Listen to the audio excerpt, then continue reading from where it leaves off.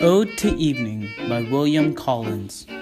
If aught of oaten stop or pastoral song may hope chaste eve to soothe thy modest ear, like thy own solemn springs, thy springs and dying gales, O nymph reserved, while now the bright-haired sun sits in yon western tent, whose cloudy skirts with breathed ethereal wove o'erhang his wavy bed.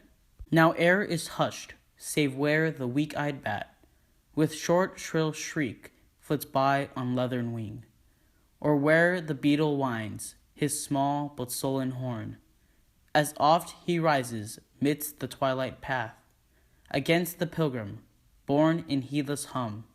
Now teach me, maid composed, to breathe some softened strain, whose number stealing through thy darkening veil may not unseemly with its stillness suit, as musing slow I hail thy genial loved return.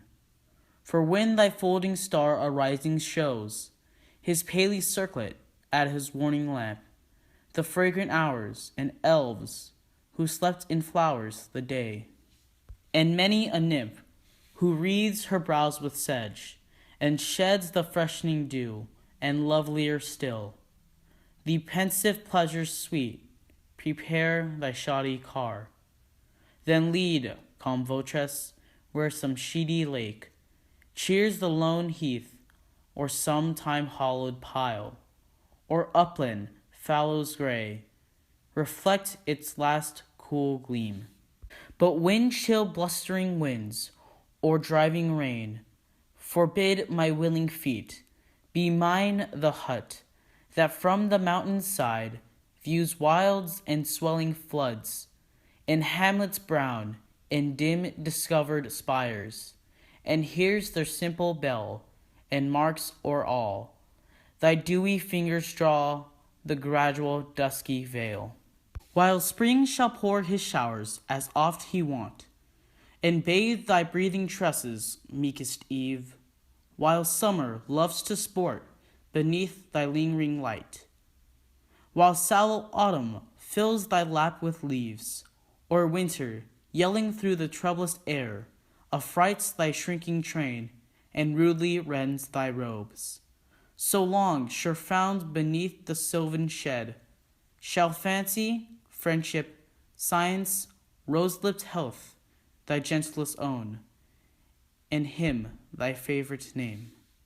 This poem was written by the English poet William Collins in the year 1746 as a part of his collection, Odes on Several Descriptive and Allegoric Subjects. Through the personification of evening as a nymph named Eve, William Collins created a poem about nature and how Eve affects it. This can be seen through both small and gentle events, like the shedding of dew in line 26, as well as through big and intense actions, such as chill blustering wind and driving rain in line 33. By the end of the poem, we learn that no matter what season Eve is in, she will still influence others. Although this poem does not have an interesting rhyme scheme, it has an elaborate meter that is seen throughout the poem. The meter is an alternating meter in which the first two lines are an iambic pentameter, and then the next two lines are an iambic trimeter. Alliteration is the repetition of initial consonant sounds, and it can be clearly seen in line 10 of the poem. This line says, "With short shrill shriek flits by on leathern wing." Alliteration in this line is seen with a sh sound in short, shrill, and shriek, as well as with the W sound in with and wing. Personification is the main poetic device used throughout the poem, as evening is personified as a nymph. However, this is not the only case of personification within the poem. Personification can also be seen in lines 41 through 48, as each season is personified. Spring is said to shower whenever he wants. Summer is said to love to sport. Autumn is said to fill evening's lap. And finally, winter is said to yell through the troublous air.